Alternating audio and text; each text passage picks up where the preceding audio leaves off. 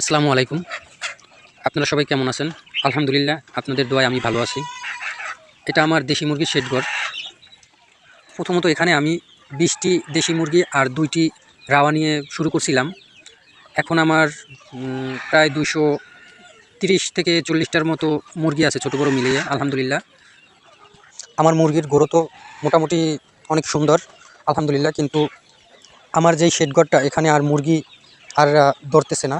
তো এর জন্য আমি চাচ্ছি যে অন্য একটা শেডঘরে এখান থেকে কিছু মুরগি আর কি নিয়ে যাব। এর জন্য আমি মোটামুটি ছোট করে আরেকটি সুন্দর করে শেডঘর তৈরি করতেছি। প্রায় ৮০% কাজ শেষ, আর ২০% কাজ আছে। তো আপনারা যদি কেউ মুরগি লালন পালন করতে চান, দেশি মুরগি, তাহলে তাদের বলবো আমার মতো ছোট করে প্রথমে ২০টা ১০টা এরকম দিয়ে শুরু করেন। তাহলে দেখা যায় আপনি মুরগি কীরকম লালন পালন করতে হয়, কি ভ্যাকসিন দিতে হয়, কি খাবার দিতে হয়, কখন কোন টাইমে কোন ভ্যাকসিন দিতে হয়, সেখান থেকে আপনি এগুলোর একটা ধারণা নিতে পারবেন। আমার যেই ঘরটি দেখতেছেন, এই ঘরটি ১৫ ফিট বাই ১০ ফিট। তো তারপরও আমি উপরে তাক দিয়ে দিছি, যাতে বেশি মুরগি হলে যাতে আমি ওখানে উঠিয়ে দিতে পারি।